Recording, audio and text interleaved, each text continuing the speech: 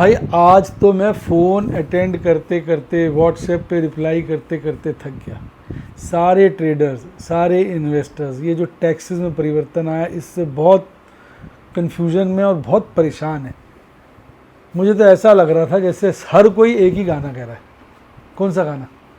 सच कह रहा है ट्रेडर इन्वेस्टर, मार्केट से दिल न लगाना, हाय टैक्सेस बड़े हैं हाई, यहाँ पर ट्रेडिंग करना है मुश्किल अब तो।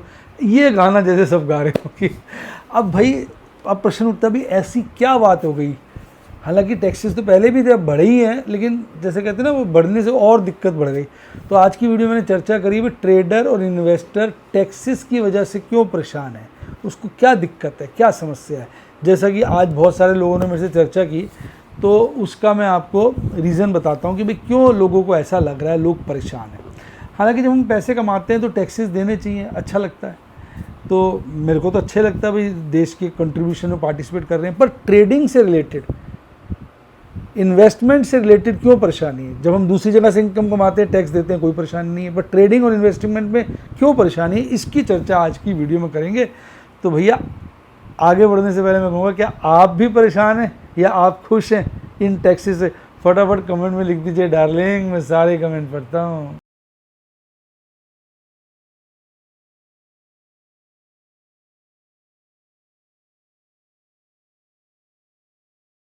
शेयर बाजार बहुत ही खतरनाक जगह है। यहाँ एक भूल ही फाइनेंशियल तबाही के लिए काफी है। मैं केवल एजुकेशनल वीडियोस ही बनाता हूं, मैं कोई बाय सेल रिकमेंडेशन नहीं देता हूं। चर्चा किए गए स्टॉक उदाहरण के लिए हैं और खरीदने या बेचने की कोई रिकमेंडेशन नहीं है। मेरा यह मानना है कि शेयर बाजार में निवेश किसी के कहने पर नहीं करना चाहिए, बल्कि अपने रिस्क एपेटाइट और जानकारी के हिसाब से करना चाहिए। सदा याद रखें, जिसने ली टिप उसकी हुई डिप। शेयर बाजार में निवेश जोखिमों के अधीन है। निवेश करने से पहले सभी संबंधित दस्तावेजों को ध्यान से पढ़ें। हाय गाइस, आपका स्वागत है आपकी अपनी show MKJ talks for investment इन हिंदी में। कैसे हैं आप भाई? आज बच्चे बहुत सारे बात कर रहे थे तो कहते सर वीडियो में थोड़ा डिस्कस करना, तो मैंने कहा भाई करूं। देखो वैसे देखिए आप समझिए, हम टैक्सेस देंगे तभी तो देश चलेगा, तो हमें टैक्सेस देने में कोई प्रॉब्लम नहीं होती है। और हम तो बहुत, मैं तो जैसे मेरा तो tax bracket highest tax bracket में हूँ, सरचार्ज वगैरह लगा के तो बहुत हाई हो जाता है और मैं देता ही हूँ टैक्स, कोई दिक्कत नहीं है। लेकिन अब ट्रेडर और इन्वेस्टर क्यों परेशान है, उनकी क्या दिक्कत है, वो क्यों इतना ज़्यादा लोग दुखी हैं, मैं उसका कारण बताता हूँ। होता क्या है, जैसे अब हम कोई बिज़नेस करते हैं, जैसे अब हम कोई नौकरी करते हैं, तो हमारी नई इनकम आती है, उस पर टैक्स देते हैं, बाकी बच जाती है उसको खर्च लेते हैं। जैसे एक आदमी बिजनेस करता है, उसने मान लो 1 करोड़ रुपए कमाया, लगभग 35% टैक्स चला गया, 65 लाख बच गए, खुश है, वो मज़े कर रहा है। मतलब सरचार्ज वगैरह मिला के अप्रॉक्सीमेटली कह रहा हूँ ईजीनेस के लिए। 2 करोड़ रुपए कमाए, 70 लाख टैक्स चला गया, 1,40 बच गए, खुश है। लेकिन ट्रेडर और इन्वेस्टर क्यों दुखी है, मैं पहले इन्वेस्टर का बताता हूँ। देखो इन्वेस्टर की प्रॉब्लम क्या है, इन्वेस्टर सोचता है कि भाई मैं थोड़ा बहुत तो प्रॉफिट बुक करूँ। मैं आपको एग्जांपल देता हूँ। मान लो किसी ने कोई शेयर 300 रुपये का खरीदा, आज वो 1000 का हो गया, उसने उसको बेच दिया कि भाई सस्ता होगा तो फिर खरीद लूँगा, काफ़ी बढ़ गया। उसका ये नहीं, उसको पैसे चाहिए घर ले जाने, उसको वापस ही इन्वेस्ट करने, बस वो चाह रहा है भी फ्लक्चुएशन हो रही है तो मैं थोड़ा प्रॉफिट उठा लूँ। अब हुआ क्या कि उसने 300 खरीदा था, 1000 पे बेच दिया, लॉन्ग टर्म इन्वेस्टर था, 700 रुपये बचे, तो उस पर 12.5% टैक्स लग गया। 12.5% टैक्स अप्रॉक्सीमेटली हो जाएगा 70 रुपये, एक हो गया, 70 का आधा 35, 35 और 17.5, उसका आधा 17.5, 70 और 17.5, 87, मोटा मोटा 90 रुपये कह लें ईजीनेस के लिए। क्यों मैडम? 90 रुपये का उसको टैक्स पड़ गया मोटा मोटा, ठीक है, सरचार्ज भी तो लगेगा ना, 90 रुपये पड़ जाएगा टैक्स। तो अब हुआ क्या कि उसने 1000 का शेयर बचा, 90 रुपये उसने दे दिए सरकार को, उसके पास बचे 910। अब अगर शेयर 1000 से गिरता है तो अगर वो 900 रुपये पे भी खरीदता है तो उसको तो 10 रुपये ही सस्ता पड़ा ना, जबकि शेयर तो गिर गया 100 रुपये। 1000 से 100 आ गया, 900 आ गया, 100 रुपये गिरा और उसने खरीद लिया। पर चूंकि वो बेचारा 90 रुपये टैक्स दे चुका है तो उसको तो 1000 में से 90 गए, 910 बचे, 900 का खरीदा तो उसकी तो जेब में 10 ही रुपये सस्ता पड़ा ना। तो अब उसको ना ज़्यादा वेट करना पड़ता है भाई, मतलब 1000 वाला शेयर 200 रुपये गिरे तब जाके उसको महसूस होगा मैंने सस्ता खरीदा। तो ये परेशान हो रहा है लॉन्ग टर्म इन्वेस्टर, क्योंकि अब मेरे को इतना सारा, पहले ही 10% भी ज़्यादा था, अब 12.5% हो गया। मैं तो सोच रहा था एग्जेम्प्ट हो जाए, 12.5% हो गया, तो मैं बेचता हूँ तो मेरे को तो बहुत ज़्यादा शेयर गिरे तभी खरीदने का फ़ायदा। अदरवाइज़ अब मुझे लगता है कि अगर ये वाला शेयर 1000 से 10% गिरेगा, 90 रुपये मेरा टैक्स चला जाएगा, तो मैं फिर बेच ही नहीं पाता। मेरे को जब लगे ये 700 रुपये होगा तभी बेच पाऊँगा। तो वो इस करके दुखी है। तो ये इन्वेस्टर की समस्या है। और शॉर्ट टर्म के केस में तो ज़्यादा गंभीर समस्या हो गई। शॉर्ट टर्म में ज़्यादा गंभीर, आपने सही शेयर आइडेंटिफाई कर लिया। अब देखो शेयर कई बारी साल के अंदर ही दुगने हो जाते हैं, 8-9 महीने के अंदर पीछे कितने हुए हैं। अब उसने एक अच्छा शेयर पकड़ लिया 500 रुपये का, वो 1000 हो गया। अब उसने उसको 1000 रुपये बेच दिया, 500 का प्रॉफिट होगा, उसमें 20% टैक्स चला गया, 100 रुपये सरचार्ज मिला होगा तो लगभग 105 पर मोटा मोटा 100 रुपये चला गया। अब वो शेयर फिर 1000 से 900 से नीचे आएगा, कम से कम 100 रुपये और 800 रुपये, तो उसको खरीदने का फायदा। 100 रुपये अगर वो गिरा तो उसको फायदा नहीं, क्योंकि उतना तो उसका टैक्स भी चला गया। तो इस करके निवेशक उदास है। वो कहते हैं कि मेरी इनकम तो शेयर मार्केट से आ रही है, मैं कोई पैसा निकाल थोड़ी रहा हूँ, मैं तो उसे रोटेट कर रहा हूँ। जब हम नौकरी करते हैं तो हर बार नई इनकम आती है, उसमें से हम टैक्स देते हैं, बाकी बच जाती है। हमें तो वही पैसा घुमाना है ना। अगर बस घुमाने में हमें बीच में टैक्स लग जाता है तो हम तो फिर घुमा ही नहीं पाते। तो अब वो कह रहे हैं हम ट्रेडिंग कैसे करेंगे शॉर्ट टर्म। तो इस वजह से शॉर्ट टर्म ट्रेडर और लॉन्ग टर्म इन्वेस्टर दोनों बहुत दुखी हैं। और कोई बात नहीं है, ऐसा नहीं है लोगों को टैक्स देने में कोई दुख होता है।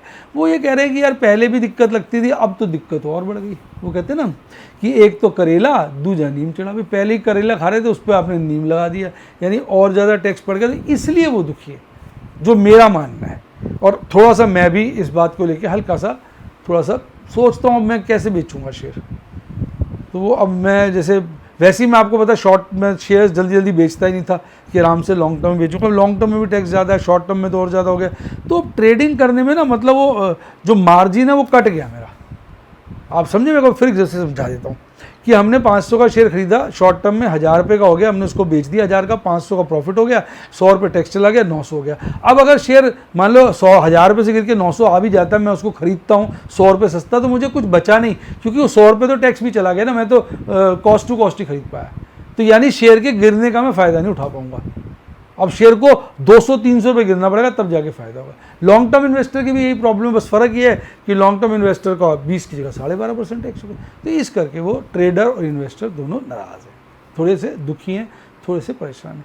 अब देखो, हमने तो अपनी बात रख दी जी, और मेरा तो मानना है इतनी बढ़िया सरकार है, इतने अच्छे लोग हैं, इतने पढ़े लिखे बढ़िया लोग हैं, मेरे को तो बड़ा फेथ है सरकार पे। तो मैं सोचता हूँ सब लोग कह रहे हैं तो सरकार कहीं ना कहीं इसको कंसीडर करेगी फ्यूचर के अंदर, क्योंकि पहले भी टैक्स लगे थे और हटे भी थे। तो हो सकता है सरकार को हम लोगों की प्रॉब्लम समस्या समझ में आए, तो सरकार जो और लोग हैं वो सरकार को कम्युनिकेट करें, तो हो सकता है इसमें कुछ बदलाव आए। बाकी आपका क्या विचार है? आप मेरी बात से सहमत है या आपको मेरी बात गलत लग रही है? कमेंट में ज़रूर लिखना, ताकि मुझे भी पता चले कि अगर मैं गलत सोच रहा हूँ। क्योंकि लोगों ने मुझे पूछा, बातचीत करी, तो मेरा तो यही निष्कर्ष निकला है जिसकी वजह से हर कोई परेशान है। तो आप भी अपने विचार कमेंट में ज़रूर लिखो, क्योंकि डार्लिंग मैं सारे कमेंट पढ़ता हूँ। अब करते हैं आज की बात। आज यार बाजार ना लैक लस्टर रहा है। लैक लस्टर इसलिए रहा है कि विक्स तो गिर गया बहुत ज़्यादा, तो पुट और कॉलों के प्रीमियम कम हो गए। हालांकि ये फ़ायदेमंद बात थी, लेकिन ना आज बाजार में पकड़ दी है। मुझे तो एक डर लग रहा है, सही बताऊँ। देखो मैं बताता हूँ क्यों डर लग रहा है। एफआईज ने कल से ज़्यादा, कल की तरह ही आज बिकवाली की है। कैश सेगमेंट में और ज़्यादा माल बेचा है। कल बेचा था 3000 करोड़ के, इससे थोड़ा कम, आज 5100 करोड़ से ज़्यादा बेचा है। और इंडेक्स फ्यूचर लगभग उतने ही बेचे हैं जितने कल बेचे थे, 3600 करोड़ के आसपास। हाँ, इंडेक्स स्टॉक फ्यूचर कल के मुकाबले आधे कर दिए। कल 6200 करोड़ के आसपास थे, आज 3000 करोड़ के आसपास जो बेचे हैं। कुल मिला के अगर देखेंगे बिकवाली लगभग कल जितनी है। कल 12809 करोड़ की बिकवाली थी, आज 11726 करोड़ की बिकवाली है। हालांकि आज डीआईज ने थोड़ा कल के मुकाबले ज़्यादा सामान खरीदा। कल 1418 करोड़ का खरीदा था, आज 3137 करोड़ का खरीदा है। और कुल मिला के आज नेट बिकवाली कैश सेगमेंट में कल के मुकाबले ज़्यादा है, 2000 करोड़। तो हो सकता है कि एफआईज को लग रहा है कि बाजार गिरेगा, इसलिए वो माल बेच रहे हैं। अब चूंकि ये 2 दिन एक्सपायरी के, तो इसमें इंडेक्स मैनेजमेंट चलता है, शेयर वाइज अलग होता है, इंडेक्स में अलग चलता है। और कल मंथली एक्सपायरी है, तो एक डर ये बना हुआ है कि कल के बाद आने वाले हफ्ते में बाज़ार में काफ़ी बड़ी गिरावट देखने को मिल सकती है। ऐसा बहुत सारे लोग जो हैं जिनसे मैं चर्चा करी, मैं रोज़ बातें करता रहता हूँ, लोगों से डिस्कशन करता रहता हूँ, पूछता रहता हूँ, टीवी देखता रहता हूँ, सब तरह से इन्फॉर्मेशन गैदर करता हूँ। तो मुझे ऐसा विचार आता है। और दूसरा स्कूल ऑफ थॉट ये चल रहा है कि यार सब लोग डरे हुए हैं, तो सब या तो शॉर्ट कर रहे हैं या लॉन्ग कर ही नहीं रहे। तो ऐसे में बाजार चढ़ना, बाजार जो होता है ना, कभी मार्केट जो है वो लोगों को रिवॉर्ड नहीं करती है, ज़्यादातर लोगों को। यानी कि ज़्यादा लोग सोचते हैं बाजार गिरेगा, तो बाजार फिर गिरता नहीं, फिर भाग जाता है। तो कई लोगों का ये मानना है कि अगले महीने की एक्सपायरी के अंदर अंदर बाजार 25,000 भी काट सकता है। तो अब संभावनाएं तो दोनों हैं।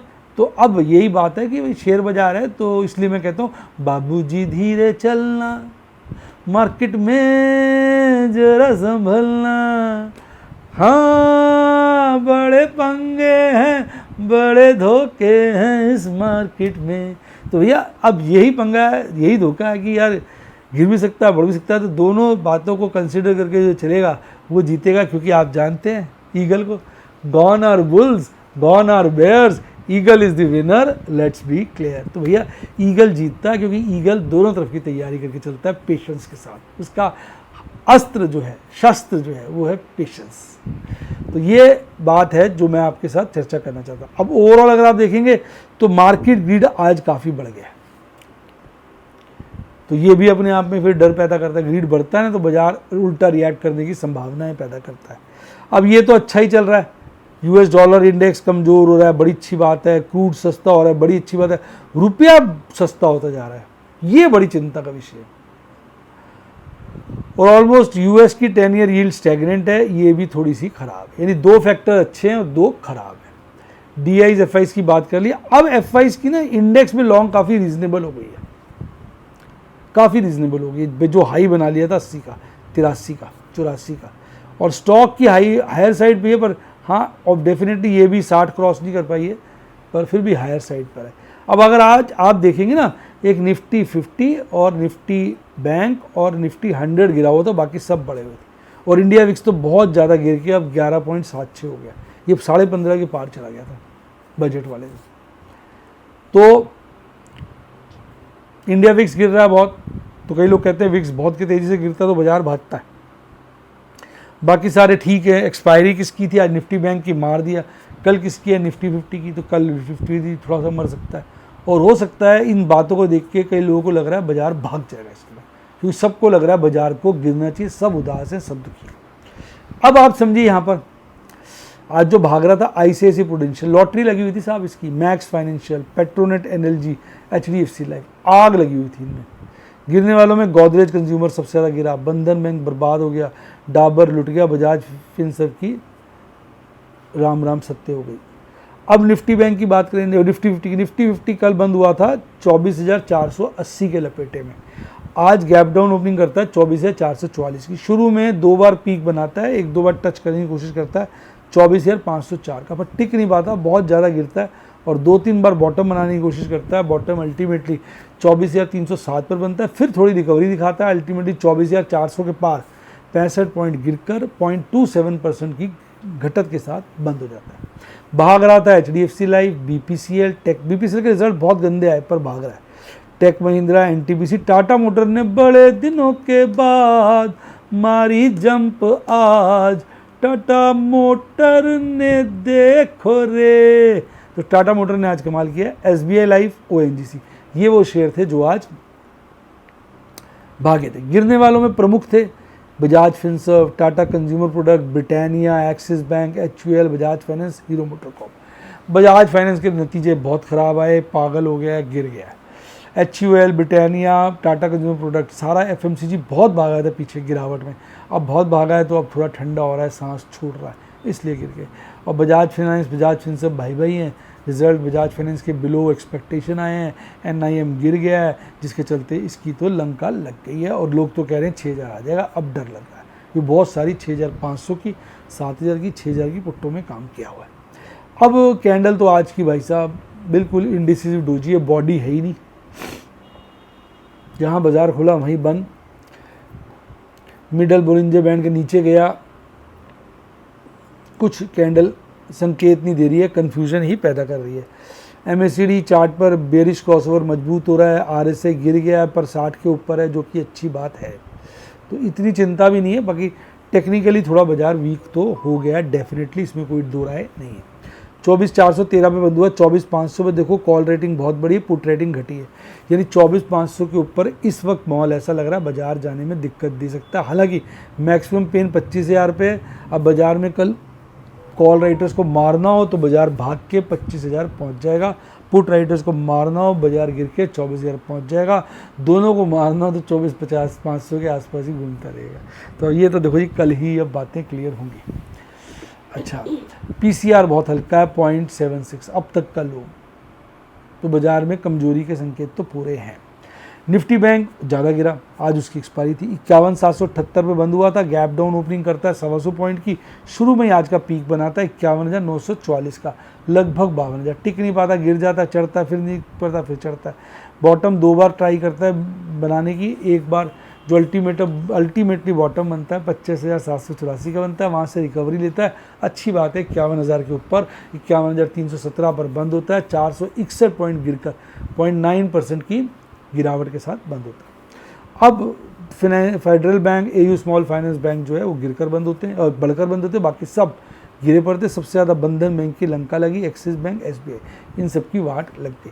इसका कैंडल बहुत वीक है, लोअर बोलिंजर बैंड को चीरता हुआ, फाड़ता हुआ नीचे क्लोज दिया, लोअर बोलिंजर बैंड के भी नीचे बहुत वीक है, 50 डेज मूविंग एवरेज को भी काटा है। इसका कैंडल स्टिक चार्ट इस वक्त वीक है और बिल्कुल ट्रेंड जो है डाउनवर्ड ही बना रहा है। ये तो कह रहा है मैं तो गिरूंगा इतना भैया, याद रखेगा तू तो लंका लगेगी तेरी साले, मस्ती करी थी तूने। तो भैया अब ये बदले पे आ गया, कहता मैं इतना हाई बनाया, तेरी खूब मस्ती कराई, अब तेरी लंका लगाऊंगा। और वही चाहे एमएसडी चार्ट पे दिख रहा है, आरएसआई पे दिख रहा है। बाकी देखो बाजार ऑपरेटर है, कभी बाजार की मम्मी पापा कर देता, लेकिन टेक्निकली इस वक्त निफ्टी बैंक बहुत वीक है, बहुत वीक है, बहुत वीक है। और यही इसमें आशा वाली बात है कि इतना वीक है, आदमी को लगता है लोग शॉर्ट करेंगे और बाजार भाग जाएगा। भाई देखो हर चीज़ की पॉजिटिव नेगेटिव तो होते हैं। 51,778 में बाजार बंद हुआ, 51,500, 52,000 पकड़ लीजिए दोनों लेवल। अब 51,000 पे तो कॉल रेटिंग ज़्यादा है, पुट रेटिंग कम है। 52,000 पे कॉल रेटिंग बहुत ज़्यादा है, पुट रेटिंग और कम है। 51,000 का लेवल है जहाँ पे ढंग की पुट राइटिंग है, तो यानी पुट राइटर्स डरे हुए, कॉल राइटर्स पुट राइटर्स पे इस वक्त हावी हैं। पीसीआर बहुत कम है 0.78,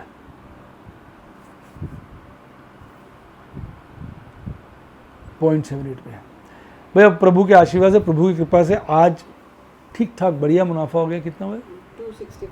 265 के आसपास है, थोड़ा इससे ज़्यादा ही होगा क्योंकि बहुत सारे ट्रेड थे, बहुत सारे पार्टी ट्रेड भी हुए हैं, वो पता नहीं चलते हैं कितने हो गए, क्योंकि मैंने जैसे 10 लॉट स्क्वायर ऑफ में लगाए, 5-6 हो गए, कहीं कुछ हो गया, तो आज बहुत सारा अब ये हो जाता है ना, वाइंडिंग अब होती है ना, एक्सपायरी है, तो इससे थोड़ा फालतू हो सकता है, 2-4 ट्रेड मिस हो गए।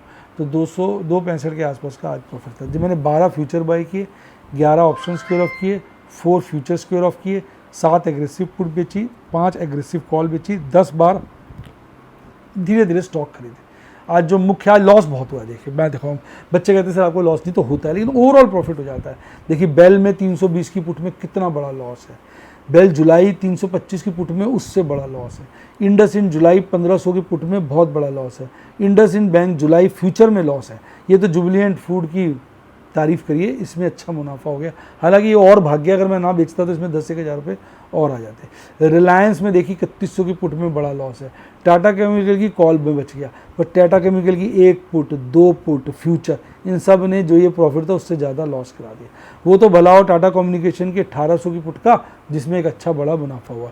फिर टाटा कम्युनिकेशन की एक 1800 जुलाई की पुट में मुनाफा हुआ, 1900 की पुट टाटा कम्युनिकेशन के शेयरों में मुनाफा हुआ, जिसके चलते मेरे को ओवरऑल जो है एक अच्छा प्रॉफिट आगे भी है मैडम तारी। फिर टाटा कम्युनिकेशन के फ्यूचर में भी मैंने स्क्वायर ऑफ किए थे, 3 थे ना, 1/3 लिए ना इसका, इसमें 1/3 इसका, अभी 2 खड़े हैं, इनको कल स्क्वायर ऑफ करेंगे, लास्ट डे है कल इसका।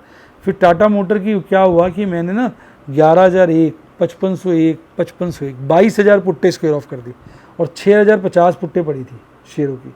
तो ये प्रॉफिट जो था वो था करीबन 28,050 पुट का, और इसमें से 22,000 मैंने स्क्वायर ऑफ कर दी।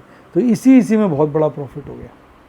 अगर आप देखेंगे 2, 10, 20 के आसपास के बीच में प्रॉफिट हुआ है इसमें। इस वजह से मेरे को आज ठीक रहा। तो मैंने कहा यार बाजार का कई लोग कह रहे हैं गिर ना जाए, तो मैंने कहा बेच देते हैं, टाटा मोटर भागा आज, निकल लेते हैं भाई, कल को पता नहीं क्या हो। तो ये थी सारी आज की कहानी। प्रभु के आशीर्वाद से, प्रभु की कृपा से, आपकी शुभकामनाओं से आज भी जैसे तैसे बढ़िया सा मामला हो गया। सर अपनी चाय की रेसिपी बता दो। आज मैडम रिटर्न फाइल कर रही थी तो चाय बनाने को राजी नहीं, आप बना दो।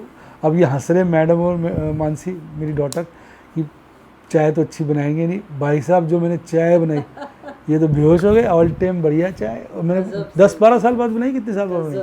नहीं सर, मेरे को तो याद नहीं, 15-20 साल से आपने चाय पिलाई। बताओ, 15-20 साल से चाय नहीं बनाई। उससे भी ज़्यादा हो गया। उससे भी ज़्यादा कह रही होगा, और एकदम छक्के छुड़ा दी। सर रेसिपी तो बता दो सर।